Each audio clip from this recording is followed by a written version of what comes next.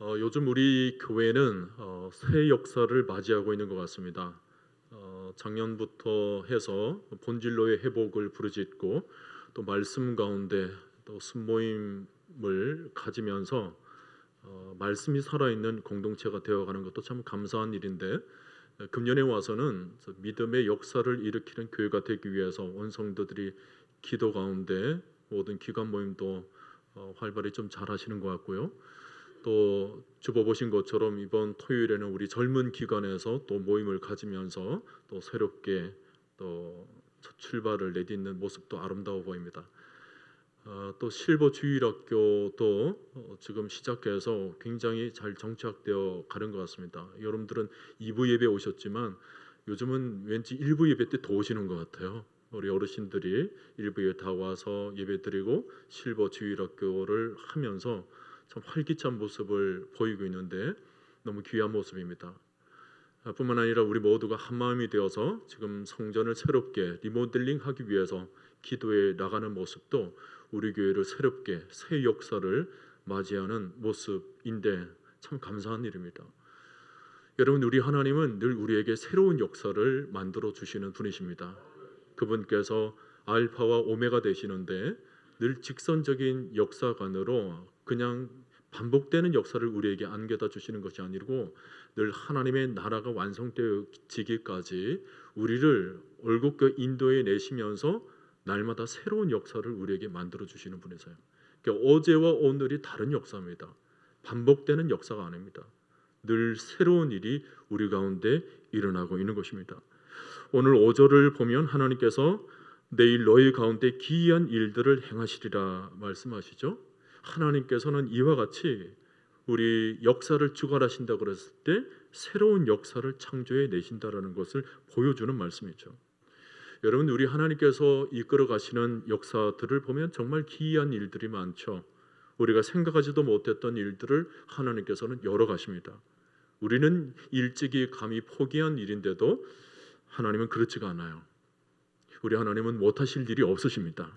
광야에서도 먹이시고 죽은 자도 살리시고 막힌 담도 하시고 모든 불가능을 가능케 만들어 주시는 분인 줄로 믿습니다. 내가 해결할 수 없는 문제들, 내 힘으로 아무리 해도 되어지지 않는 그런 경제적인 문제들, 또 아무리 기도를 해도 물살이 너무 거쳐서 이게 변화될까, 이게 되어지는 일일까, 가정의 문제들 여러 가지 우리가 가지고 있는 요단들이 있는데 하나님께서는 우리가 생각지도 못하게 아주 기이한 방법들을 통하여서 다 건너가게 만들어 주시는 것입니다. 그러므로 여러분, 늘 이런 하나님을 확실히 믿으시면서 새로운 역사를 기대하는 마음으로 늘 전진해 나가시는 여러분 모두가 될 수 있기를 간절히 축복드립니다. 오늘 본문에서도 보면 이스라엘이 가나안으로 들어가는 마지막 단계에서 이제 새로운 역사를 맞이하고 있는 장면입니다. 바로 큰 요단강을 건너게 되는 얘기가 오늘 본문에 기록되어 있죠. 사실 이스라엘 역사에 있어서 이렇게 물이 갈라지는 역사, 물을 건너는 역사가 처음 있었던 일은 아닙니다. 여러분 아시는 것처럼 이스라엘이 처음 출애굽할 때 홍해를 건넜던 적이 있죠. 그리고는 지금 광야 40년을 지나서 이제 요단강 앞에 서 있습니다. 오늘 본문은 이 요단강을 사이로 이제 이스라엘 백성들이 진군해 나가는 장면이에요. 자, 홍해와 지금 요단강 사건, 이 두 얘기의 공통점은 다 물 가운데로 지나가는 일인데 차이점이 뭐냐면 홍해를 건널 때는 하나님께서 다 해주신 일이에요. 이스라엘 백성들이 한 일은 없습니다.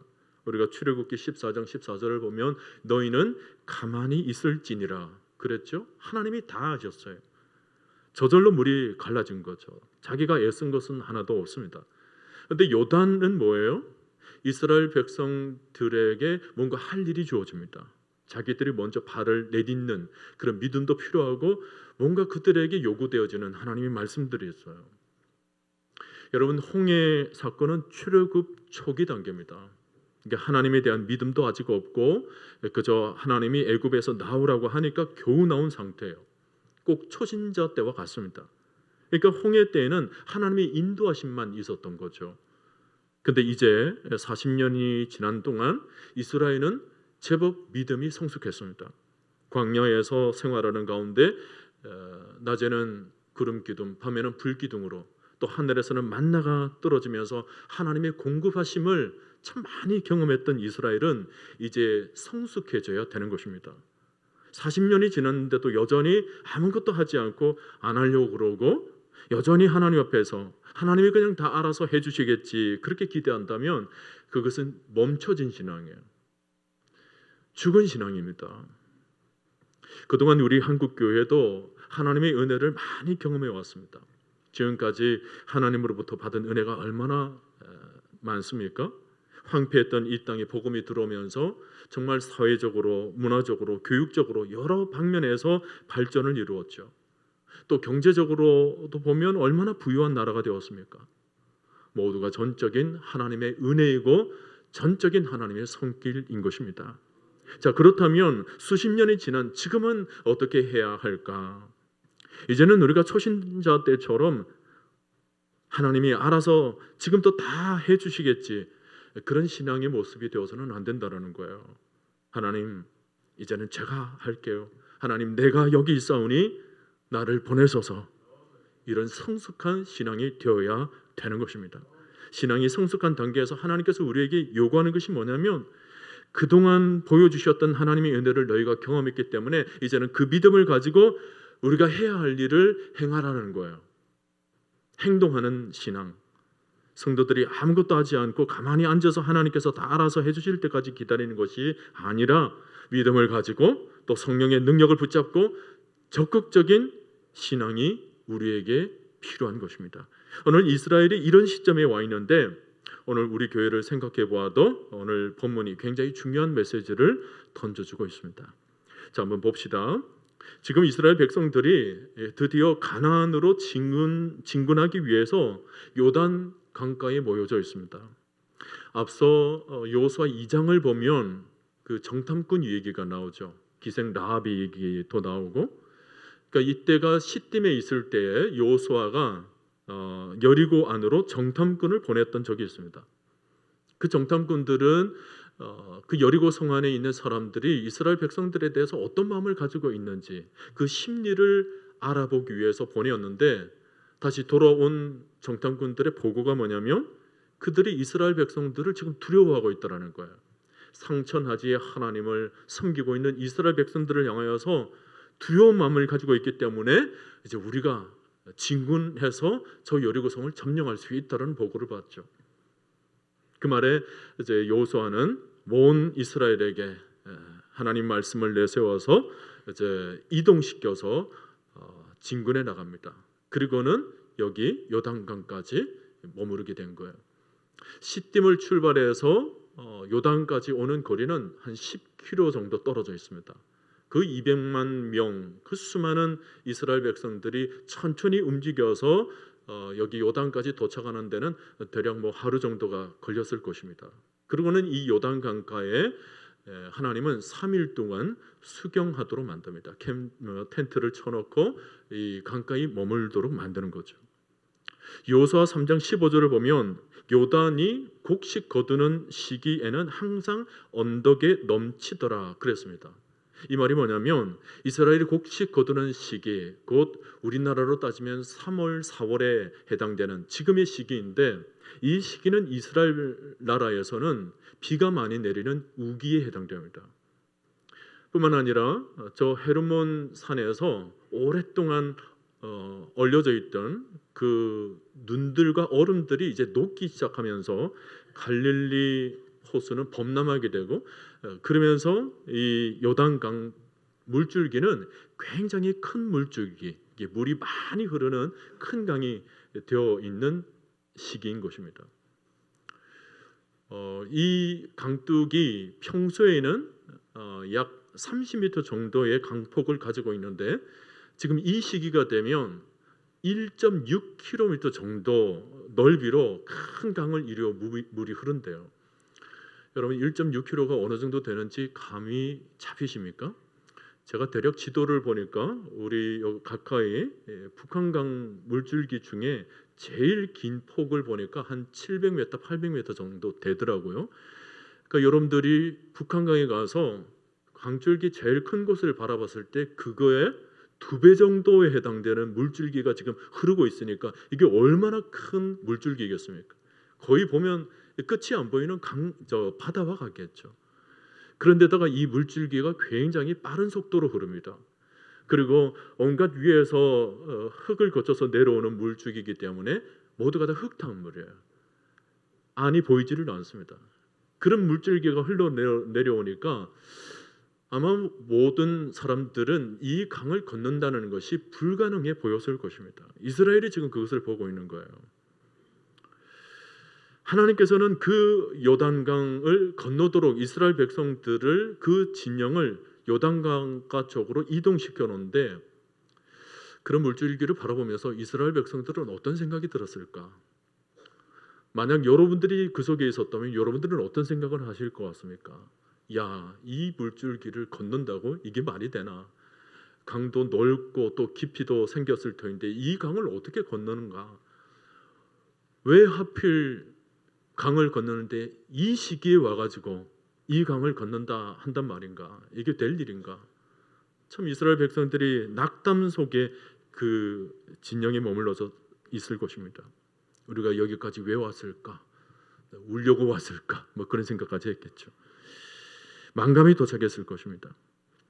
아마 여호수아도 같이 절망했을지도 모릅니다. 성경에는 나와 있지 않지만 3일 동안 이스라엘 백성들을 대기시켜 놓고 여호수아는 아마 하나님 앞에 기도를 했을 것입니다. 여러분, 기도는 기도밖에 할 수 없을 때 그 기도가 참 기도입니다. 아무것도 보이지 않고 어떻게 할 수 없는 상황에서 내가 할 수 있는 일은 오직 기도밖에 없구나. 여러분, 이때가 하나님의 때인 줄로 믿습니다. 자, 이런 이스라엘에게 하나님께서 드디어 말씀을 주십니다. 오늘 4절을 보니까 너희가 이전에 이 길을 지나가지 못하였느니라. 그렇죠. 이스라엘 백성들은 이 강을, 이렇게 범람한 강을 건너 본 적이 없습니다.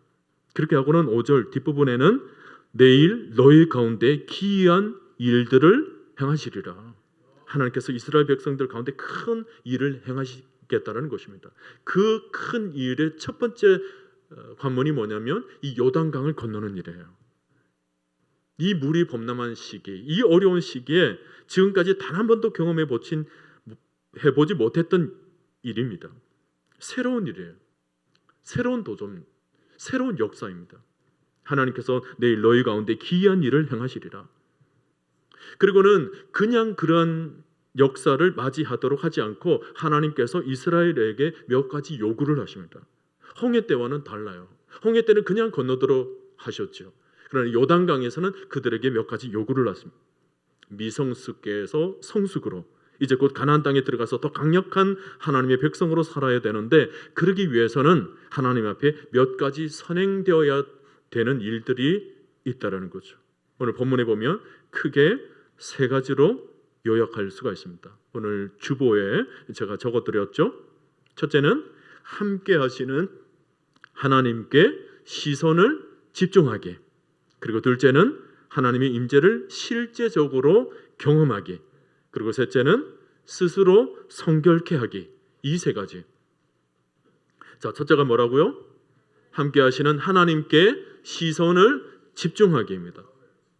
우선 오늘 본문 7절 말씀을 보면 여호와께서 이스라엘에게 이르시되 해놓고 그 다음 하나님이 뭐라고 말씀하시는지 한번 보세요. 내가 오늘부터 시작하여 너를 온 이스라엘의 목전에서 크게 하여 내가 모세와 함께 있었던 것 같이 너와 함께 있는 것을 그들이 알게 하리라. 지금 요단강 도하라는 엄청난 역사 앞에서 하나님께서 하시는 말씀이 뭐예요? 너와 함께 있는 것을 그들이 알게 하리라. 여러분 잘 보세요. 이 큰 요단강을 건너가기 위해서 배를 만들어라 그렇게 말씀하지 않으세요. 다리를 놓아라 그런 말씀도 없으십니다. 오직 한 말씀뿐이십니다. 너와 함께 있는 것을 그들이 알게 하리라. 우리가 성경을 보면서 발견하게 되는 것은 하나님은 항상 큰 일들을 계획하시죠. 그리고는 우리들에게 요구하는 것은 다른 게 아니에요. 내가 너와 함께 하신다는 말씀입니다. 내가 너와 함께 하리라. 내가 너와 함께 할 테니 오직 나에게만, 오직 하나님께만 집중하라. 그런 말씀을 들려주십니다. 신약에서도 우리 주님이 5천 명을 먹이신 사건이 있습니다. 대역사죠. 정말 놀라운 일입니다. 근데 어떻게 아무것도 없던 상황에서 그 많은 사람들을 단번에 먹이셨는가? 정말로 기이한 일인데, 그 사건에서도 보면 우리 주님이 제자들에게 먼저 하신 말씀이 있습니다. 너희에게 있는 것으로 나눠줘라. 그때까지만 해도 제자들은 이 말씀의 깊은 의미를 깨닫지를 못했습니다. 있는 것을 나눠줘라고? 우리가 도시락도 사오지를 않고 주님이 그것을 아실 텐데, 우리가 임시로 모여서 주님의 말씀을 들어왔고, 그리고 말씀을 듣다 보니 시간이 흘러왔기 때문에 우리가 준비한 것이 없다라는 것을 주님이 아실 텐데 너희가 있는 것으로 나눠줘라? 어디서 우리가 먹을 것을 구해오지? 단적으로 말하면 주님이 하신 말씀의 의미가 뭐냐면 너희에게 있는 것, 지금 제자들에게 있는 건 뭐예요? 사실은 주님 자신이에요. 그리고 주님을 따라다니는 믿음, 그리고 지금까지 주님으로부터 들었던 하나님의 말씀, 그것을 나눠줘라는 거예요. 영적인 테스트죠. 제자들이 어느 정도 신앙이 성장해 있을까 주님께서 테스트를 했는데 제자들은 아직까지 그 의미를 제대로 깨닫지 못하고 그저 떡만, 먹을 고기만 찾아보려 했던 그런 모습이 있었습니다. 여러분, 큰 역사를 위해서는 제일 먼저 우리가 무엇이 있는가, 우리에게 있는 분이 누구신가, 그분에게 시선을 맞추는 것이 중요합니다. 지금 부족한 것, 지금 안 되는 것, 지금 연약한 것, 지금 아무것도 없는 텅 빈 배를 볼 필요는 없습니다. 지금의 결핍이 아니라 장차 이 결핍을 채우실 하나님을 바라보는 것, 이것이 큰 역사를 앞에 두고 우리가 해야 할 첫 번째 일인 것입니다. 지금 이스라엘에게는 항상 눈앞에 보여진 것들이 있었습니다. 바로 언약궤죠. 이 언약궤는 내가 너와 함께한다, 하나님의 임재하심, 하나님의 동행하심을 나타내는 증표였습니다. 그래서 이스라엘 백성들은 어디를 가나 이 언약궤를 중심으로 생활을 했어요. 항상 언약궤를 바라보고 예배를 드리고 언약궤 중심으로 기도하고, 밤에 잠을 잘 때도 언약궤를 생각하고 언약궤 있는 방향으로 돌려서 기도하며 잠을 잤던 그들이었습니다. 하나님의 언약궤를 바라보고 주의 임재하심, 주의 동행하심을 바라봤던 그 구약 시대의 모습을 비해 봤을 때, 오늘날 신약 시대는 그렇다면 이 언약궤가 우리 가운데 있느냐? 네, 있습니다. 바로 예수 그리스도, 그분 자신이십니다. 그게 어디 나오냐면 히브리서 7장 22절을 말씀을 보면 이와 같이 예수는 옛 언약궤보다 더 좋은 언약의 보증이 되셨다 말씀하시죠. 구약 시대는 나무로 만든 상자를 통해서 하나님께서 우리와 함께 하신다, 그 증거를 주셨지만, 신약 시대는 예수님 자신을 통하여서 더 확실히 우리와 함께 우리에게 오셨고 육체 가운데 우리와 머무셨고 우리와 동행하셨던, 육체로 동행하셨던 그분이 우리와 함께 거하고 계신다, 임마누엘 되시는 예수 그리스도를 통하여서 오늘도 주님이 우리와 함께 하심을 우리는 믿고 있는 것입니다. 그리고 이것이 사도행전으로 넘어가면 어떻게 됩니까? 오직 성령이 너에게 임하시면 그랬죠. 오늘 우리가 믿음 가운데 성령이 우리 가운데 임하고 있는 줄 믿습니다. 성령이 임하면서 우리 내적으로, 우리 마음으로, 우리 영으로 성령께서도 함께하고 계신다는 것을 우리가 분명히 말씀 가운데 증표로 받고 있는 것입니다. 그러니 오늘 우리 시대는 하나님이 함께 하신다는 이 말씀이 구약시대 고작 언약궤를 보면서 확인했던 그 시대의 사람들보다 더더욱 상대가 안 될 만큼 하나님의 임재를 경험하고 있는 줄로 우리는 믿습니다. 그러니 오늘 말씀, 내가 모세와 함께 있었던 것 같이 너와 함께 있는 것을 그들이 알게 하리라. 이 말씀은 모세에게, 그리고 또 이스라엘 백성에게 주신 말씀이지만 오히려 이 말씀은 우리에게 더 강하게 와닿는 것입니다. 그렇구나, 하나님께서 나와 함께 하신다, 성부 하나님께서 나와 함께 하시고 예수 그리스도께서 나와 함께 하시고 성령께서 나와 함께 하신다. 믿습니까, 여러분? 그러므로 오늘 여러분은 우리와 함께 하시는 하나님께 모든 삶, 시선을 집중할 수 있기를 바랍니다. 역사의 행군 앞에서, 우리의 삶 속에서 일어나는 일들, 우리의 가정에서, 또 우리 교회에 일어나는 새 역사 앞에서 우리가 다른 데 눈을 돌려서는 안 됩니다. 다른 것에 마음을 빼앗겨서도 안 됩니다. 오로지 우리 교회에도 다른 마음, 다른 생각을 가지지 말고 오직 여러분이 하나님만 바라보고 하나님께만 집중해 나아갈 때 우리 하나님께서 반드시 놀라운 역사를 일으켜 주시는 줄로 믿습니다. 자, 둘째로 믿음의 역사 앞에서 우리가 해야 할 일은 하나님의 임재를 실제적으로 경험하기입니다. 여러분, 임재라는 것이 어떤 의미인지 아시죠? 하나님의 존재하심을 나타내는 것입니다. 그냥 빈 공간에 아무것도 눈에 보이지 않는 속에 그냥 그분의 존재함 없이 우리가 예배를 드리는 것이 아니라 영이신 하나님께서 우리와 함께 하신다. 우리 가운데 거하시고 우리의 예배를 받으신다. 그분의 임재하심입니다. 여러분, 신앙이라는 것은 지금 당장 눈에 보이는 것으로 판단하고 행동하는 것이 아니에요. 보이지 않는 하나님의 임재를 바라볼 줄 알아야 되는 것입니다. 태초에 천지 창조가 어떻게 진행됐죠? 창세기 1장 2절을 보면 땅이 혼돈하고 공허하며 흑암이 깊음 위에 있고, 그리고 그 다음에 뭐예요? 하나님의 여호와의 신이 수면에 운행하시니라 그랬습니다. 겉으로 보기에는 땅이 혼돈스러워요. 공허해 보입니다. 흑암이 깊게 깃들어져 있는 것 같습니다. 그런데 그 이외에는 어떤 일들이 진행되고 있죠? 여호와의 신, 하나님의 영이 운행하고 계시니라. 지금 이 땅도 마찬가지예요. 우리 육신의 겉으로 보기에는 그저 혼돈스럽죠. 혼란스러워요. 흑암이 있고 공허함이 있을 뿐인 것처럼 보입니다. 그런데 그게 전부가 아니에요. 믿음의 눈을 떠서 바라보게 되면 우리 이 시대에도 이 세상 속에서 여호와의 신이 운행하고 있는 줄로 믿습니다. 그것이 하나님의 임재예요. 여러분, 구약시대의 언약궤라는 것은 이렇게 하나님이 우리와 함께 하신다는 의미와 함께 하나님이 우리 속에 임재해 주신다는 의미를 가지고 있습니다.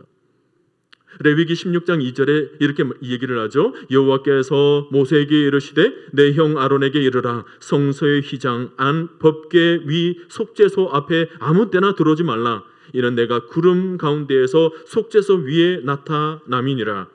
출애굽기 25장 22절, 거기서 내가 너와 만나고 하나님의 임재입니다. 그런데 오늘 본문에 보시면 여호수아가 제사장들에게 그 언약궤를 어깨에 메어라 그렇게 말씀하세요. 종전에 여러분 보셨던 것처럼 레위기에서는 함부로 들어오지 말라 그랬습니다. 하나님의 임재하심, 거룩한 임재하심 앞에 함부로 들어오지를 못했던 그런 구약시대의 모습이었어요. 근데 놀랍게도 구약 성경 이 여호수아서에서 여호수아가 제사장들에게 그 언약궤를 어깨에 메어라라고 얘기를 합니다. 지금까지 언약궤는 그저 바라보는 대상이었어요. 거리가 있었습니다. 제사를 드려도 언약궤는 그저 바라만 볼 뿐 직접 만지지를 못했습니다. 근데 이번에는 제사장들이 어깨에 매도록 합니다. 가까이서 만지도록. 두고 보는 대상이 아니라 이제는 실제 몸으로 체득하는 하나님. 오늘 우리식으로 말하면 삶 가운데 임재하시는 하나님, 그 하나님을 직접 경험하는 순간인 거죠. 그저 눈으로 보는 수준이 아닙니다. 삶 가운데 직접적으로 우리 삶 속에서 와 닿으시는 하나님을 경험하라는 것입니다. 여러분, 구약시대와 신약시대의 더 큰 차이점이 뭐냐면 구약시대는 속죄소 위에 증거궤 앞에 두면서 그것도 유일하게 대제사장만 경험할 수 있었던 임재였지만 신약시대에는 성령께서 우리 마음 가운데, 우리 내면에, 그리고 우리 삶 속에 직접 와 닿아서 역사를 하신다는 것입니다. 뜬구름 잡는 얘기가 아니라는 거죠. 실제적인 역사라는 거예요. 우리 삶 속에서. 그래서 하나님이 역사하시는 교회를 가보면 예배를 드려도 그저 성도들이 그냥 가만히 앉아서 바라보는 그런 수준의 예배가 아닙니다. 예배를 드리면서 성도들의 마음이 하나같이 여기저기서 하나님의 터치하심이 일어나는 것입니다. 하나님의 직접적인 만져주심. 마음이 상한 자들은 하나님께서 직접 그 마음을 위로해 주세요. 슬픔 속에 있는 사람들이 갑자기 기쁨을 얻습니다. 왜냐하면 하나님의 만져주심이 있기 때문에. 두려운 마음이 뭐예요? 하나님의 만져주심으로 두려움이 다 사라지고 담대한 마음을 얻게 되는 것입니다. 성령께서 그렇게 역사하시는 것입니다. 마음뿐만 아니라 어떤 경우에는 예배를 드리다가도 육신의 질병까지 낫게 되는 역사가 일어나게 되는 것입니다. 실제적인 만남이에요. 실제적인 임재죠. 그저 교회 가니까 기도해 주는 사람이 있더라, 말씀 전해 주시는 목사님이 있더라, 찬양에 인도해 주는 인도자가 있더라, 그게 아니에요.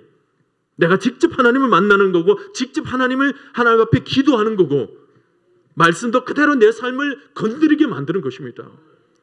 어떤 하나님의 임재를 경험하게 되면 우리가 나아갈 때 어떻게 나아갈까요? 더 이상 근심이 없어요. 근심이 있을 수가 없죠. 하나님께서 나의 모든 염려를 다 안고 문제를 해결해 주신다는 확신을 가지기 때문에 하나님의 영광을 본 이상 그 영광이 뵈면 세상 것들에 눈이 들어오질 않아요. 우리가 잘 아는 시편 23편 4절 말씀, 내가 사망의 음침한 골짜기로 다닐지라도 해를 두려워하지 않을 것은 주께서 나와 함께 하심이라. 그래서 주께서 나와 함께 하심이라, 이것만 가지고 얘기를 하면 이거는 일반적인 임재예요. 그렇구나, 하나님께서 나와 함께 하시구나, 그런 정도 수준이죠. 그런데 시편 23편이 위대한 것은 그 다음 구절입니다. 주의 지팡이와 막대기가 나를 안위하시나이다. 하나님이 막연히 거룩하게 계시고 그 거룩하신 하나님이 나와 함께 하신다는 수준이 아니라 삶 가운데에서 하나님께서 나의 모든 어려움 가운데 갈 길을 보여주시는 지팡이가 되어주시고, 나의 어려움 속에서 안전하게 나를 보호주시는 막대기가 되어주신다는 것입니다. 하나님께서 삶 속에서 직접적으로 경험되어지는 그런 은혜가 있다는 거죠. 오늘 큰 요단강 기적 앞에서 여호수아가 이것을 말하는 것입니다. 실제적인 하나님의 능력을 어깨에 메어라는 것입니다. 몸으로 경험하라는 거예요. 저는 오늘 여러분들에게도 이런 실제적인 하나님의 임재하심이 여러분들 양 어깨에 덮여지게 되기를 기도드립니다. 하나님의 영광이 우리 삶에 직접 만져지는 은혜, 이런 예배를 통하여서 강력하게 하나님이 경험되어질 수 있기를 간절히 축원드립니다. 마지막으로 하나님의 새 역사 앞에서 우리가 해야 할 일은 성결하기입니다. 하나님이 전적으로 역사하실 수 있도록 우리 자신을 성결케 해야 한다는 거죠. 그러면 오늘 5절 말씀을 보세요. 여호수아가 또 백성에게 이르되 너희는 자신을 성결하게 하라. 여호와께서 내일 너희 가운데에 기이한 일들을 행하시리라. 지금까지 하나님께서 주신 말씀들을 보면 하나님의 큰 역사 앞에서 너무나도 당연한 명령입니다. 여러분, 우리 하나님은 거룩하신 분이십니다. 그분은 큰 역사를 일으키실 때 칼로 일으키시는 분이 아니세요. 창으로 일으키시는 분이 아니십니다. 그분의 거룩으로 역사하시는 분이신 것입니다. 그러므로 그분의 역사하심에 우리가 동참하기 위해서는 우리도 거룩함이 마땅하죠. 근데 여기서 한 걸음 더 나아가게 만듭니다. 오늘 본문을 보면, 제가 오늘 본문을 보면서 질문이 하나 생기는데, 왜 하필 이 요단강 앞에서 성결을 말씀하실까? 지금까지 이스라엘 백성들이 걸어오는 과정들, 그 40년 여정 동안, 숱한 세월 동안 하나님께서 이스라엘 백성들에게 성결하라 말씀을 하실 수도 있었을 텐데 그때는 말씀하지 않으세요. 여러분, 오해하지 마십시오. 우리가 레위기나 민수기를 보면 성결하라라는 말씀을 누구에게 주셨냐면 제사장들에게 주셨습니다. 제사장들에게 성결하라라고 말씀을 주시고, 이스라엘 백성들에 대해서는 제사장들의 성결로 이스라엘 백성들을 성결케 하라, 그렇게 말씀을 주셨어요. 직접적으로 이스라엘 백성들에게 너희가 성결하라 주신 말씀은 여기가 처음입니다. 이상하죠? 왜 지금 요단강 앞에서 모든 백성들에 대하여 직접적으로 성결하라 말씀을 주셨을까? 자, 그 이유는 이렇습니다. 오늘 여러분 3절 말씀 이하를 쭉 보시면 법궤가 이제 앞에 있고 이스라엘 백성들은 그 뒤를 따라갑니다. 이것은 항상 있었던 일이에요. 특별한 모습은 아닙니다. 그런데 하나님께서 여호수아에게 특별히 주문한 것이 있었어요. 그게 뭐냐면 법궤와 너희 사이를 2000규빗쯤 떨어지게 하라. 그래서 오늘날의 거리로 측정하면 약 1km 정도 떨어진 거리입니다. 이상하지 않습니까? 다른 때는 주문하지 않았는데 이때만 주문을 하세요. 한 1km 정도 떨어져라. 여러분, 요단 계곡은 세계에서 가장 깊은 계곡 중에 하나입니다. 이 말이 뭐냐면 요단 강가에 서 있으면 장차 요단강을 건너가더라도 이스라엘 백성들이 아무리 많은 사람이라 할지라도 강가에서 그 건너가는 모습을 다 볼 수 있는 거예요. 굳이 1km 정도 떨어지지 않아도 그 요단 강가에 서서 요단 강 밑으로 내려가는 모든 이스라엘을 다 보게 될 것입니다. 굳이 갈 필요가 없어요. 하나님 여기서도 잘 보이는데요, 굳이 1km 정도 떨어져서 봐야 됩니까? 하나님은 그렇다라는 거예요. 떨어져라는 거예요. 여러분, 나중에 법궤가 요단강 첫 발을 내디딜 때 진짜 요단강이 어떻게 됩니까? 많은 사람들이 요단강이 갈라졌다 얘기하는데 요단강이 갈라진 게 아닙니다. 강줄기가 멈춰서 온 거예요. 홍해는 갈라졌죠. 근데 요단강은 갈라진 게 아니라 요단강 물줄기가 멈춘 것입니다. 강한 물살이 멈추게 되면서 어떻게 될까요? 팔당댐을 생각하십시오. 물이 내려오면서 물이 막히게 되면 어떻게 돼요? 점점점 물이 범람하게 될 것입니다. 그런데 그것이 뚝처럼 막혀져 있는 거예요. 그러면서 한쪽은 뭐예요? 다 이제 메마른 땅이 되어갑니다. 그리고는 그 가운데로 지금 이스라엘 백성들이 지금 지나가는 거예요. 그 장관을 바라보라는 거죠. 어디서요? 요단 계곡에서. 그것도 한 1km 정도 떨어진 지점에서 위아래로 내려다보면서 그 역사 가운데 동참하라는 것입니다. 자, 여러분, 왜 이런 말씀을 하셨을까? 도대체 하나님의 기이한 역사를 일으키는 것과 그리고 이스라엘 백성들을 하여금 성결케 하는 얘기, 이 두 관계가 어떤 함수 관계가 있길래 주님께서는 이렇게 말씀하셨을까? 여러분, 잘 들으세요. 하나님이 베푸시는 기사는 누구나 볼 수 있지만 아무에게나 보이는 것이 아니라는 거예요. 기적을 일으킨다고 해서 모두가 그 기적이 하나님의 기적으로 보는 것이 아니라는 것입니다. 지금까지 하나님께서 이스라엘 백성들에게 아주 수많은 이적과 기적을 행해 주셨습니다. 낮에는 구름 기둥, 밤에는 불 기둥으로 하늘은 만나가 막 떨어졌어요. 근데 이스라엘은 어느 순간부터 그것이 하나님의 역사로 보기보다는 그냥 당연한 것처럼 보는 거예요. 믿음의 2세대들 막 흘러가면서 하늘에 만나가 떨어지는 것이 마치 우리가 비가 하늘에서 떨어지는 것처럼 만나가 당연히 떨어지는 것으로 아마 생각할 줄도 모릅니다. 아말렉과의 전투에서 모세가 손을 들면 이기게 해주셨는데도 이스라엘은 영적인 눈이 어두워서 그것이 하나님의 역사라는 사실을 보고도 믿지 않았다라는 거예요. 그러니 우상을 만들었죠. 그러니 하나님을 저버렸죠. 여러분, 마태복음 5장 8절을 보면 마음이 청결한 자는 복이 있나니 그들이 하나님을 볼 것이며 그랬습니다. 자, 하나님을 누가 본다고요? 마음이 청결한 자 그랬습니다. 자, 하나님이 왜 지금 큰 일을 앞두고 이스라엘 백성들에게 스스로 성결하라고 말씀하셨을까요? 우리가 성결하지 않으면 하나님이 큰 일을 행하지 못하시기 때문에 성결하라 말씀하셨을까? 그렇지 않아요. 하나님은 인간의 성결과 상관없이 하나님은 큰 역사를 일으키시는 분이십니다. 성결이 큰 역사와 상관관계가 직접적으로 없는 거예요.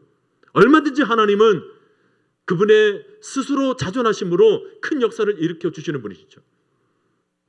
다만 하나님께서 원하시는 것은 그런 역사를 일으키실 때 우리가 그 역사가 하나님의 역사이라는 것을 볼 수 있느냐의 문제라는 것입니다. 여호수아가 또 백성에게 이르되 너희는 자신을 성결하게 하라. 여호와께서 내일 너희 가운데에 기이한 일들을 행하시리라. 이걸 영어 성경을 보면 너희 자신을 성결하게 하라. 왜냐하면 for 나와요. 왜냐하면 너희 가운데 기이한 일들을 하실 테니까 너희가 성결하라. 그러니까 너희가 성결하지 않으면 하나님이 기이한 일들을 행하시더라도 너희가 보지도 못하고 깨닫지도 못한다는 것입니다. 사랑하는 성도 여러분, 지금도 하나님은 새 역사를 일으키고 계십니다. 성상의 하나님께서 지금 이 시대에도 하나님께서 운행하세요.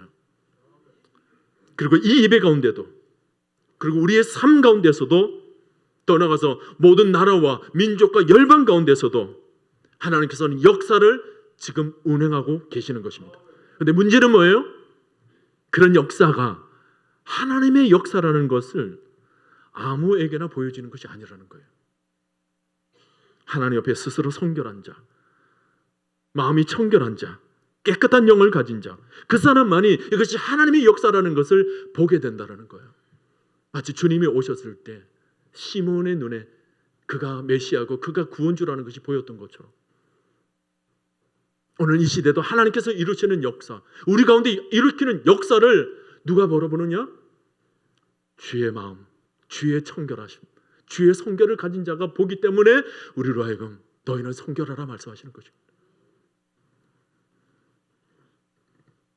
사랑하는 성도 여러분, 하나님의 역사를 제대로 보지 못하면 어떻게 될까요? 성도들이 쉽게 시험 들어요. 하나님의 역사를 보지 못하면 성도들이 기도를 하지 않아요. 하나님께서 운행하시는 역사를 청결한 마음으로 보지 못하면 성도들이 헌신을 하지 않습니다. 성도들이 그냥 세상의 흐름대로 따라갈 뿐이에요. 하나님의 새 역사를 이루지를 못해요. 여호수아의 이 말에 이스라엘 백성들은 성결합니다. 모든 부정한 것들을 다 버리고 죄악을 벗어버리죠. 그 순간 하나님의 놀라운 기적이 하나님의 역사임을 그들은 똑똑히 묵도했던 것입니다. 저는 우리 교회 성도님들이 그렇게 되기를 바라요. 때로는 마음이 청결해져서 죄를 또 마음 모두 던져버리고 하나님의 성결한 마음을 가져서 하나님께서 우리 교회 가운데 이루시는 그 역사를 똑똑히 이것이 하나님의 역사라는 것을 보게 되는 눈이 여러분 가운데 열려지게 되기를 바랍니다. 가정에도 마찬가지예요. 주의 지팡이와 막대기가 우리 가정을 친히 인도하시고 이끌어내시고 지켜주시고 보호하시는데 아직도 눈이 열리지 않으면 그것이 하나님의 은혜라는 것을 깨닫지를 못하는 거예요. 그냥 막연히 세상의 흐름대로 그냥 살아가고 있구나. 믿지 않는 사람들과 마음이 하나도 다른 게 없다라는 거죠. 저는 우리 교회 분명히 하나님께서 크신 역사를 일으키고 있는 줄로 믿습니다. 그래서 우리는 성결할 필요가 있어요. 마음이 청결해서 하나님께서 일으키는 역사를 똑똑히 영의 눈으로 묵도하는 놀라운 은혜가 여러분 가운데 있게 되기를 간절히 축복드립니다. 사랑하는 성도 여러분, 오늘 하나님의 큰 역사 앞에서 우리가 해야 할 일은 세 가지라고 그랬습니다. 첫째는 우리와 함께 하시는 하나님께 시선을 집중하게, 그리고 우리의 삶 속에서 하나님의 임재를 실제적으로 체험하게, 그리고 그분의 역사심을 우리가 바라볼 수 있도록 우리 스스로 성결하게. 이 세 가지가 있을 때 오늘 5절에서 말씀하신 것처럼 여호와께서 우리 가운데 기이한 일들을 행하시리라. 여러분이 잘 아는 것처럼 결국 이스라엘은 이 요단강을 성공적으로 건너게 됩니다. 그리고 그토록 꿈꾸던 가나안을 손에 넣게 되죠. 하나님은 언제나 그에게 집중하고 그의 임재를 체험하고 스스로 성결하여 하나님의 역사를 똑똑히 묵도하는 그 사람에게 이와 같이 아름다운 선물을 안겨다 주시는 것입니다. 오늘 여러분도 매 순간 하나님이 이루어 가시는 이 새 역사 속에서 아름다운 가나안 땅, 요단강을 건너 아름다운 하나님께서 베풀어 주시는 놀라운 선물을 받아 누릴 수 있게 되기를 바랍니다. 그러기 위해서는 여러분께서 실질적으로 우리와 함께 하시는 하나님을 날마다 시선을 집중하시고, 그리고 늘 우리와 함께 하시는 그분을 삶 가운데 체험하고, 그러면서 우리 스스로를 날마다 말씀 속에서 성결케 하여서 우리 속에서 역사하시는 하나님을 똑똑히 묵도함으로 날마다 감사하며 날마다 찬송하며 날마다 기쁨 가운데 살아가시는 여러분 모두가 될 수 있기를 주님의 이름으로 간절히 축원드립니다.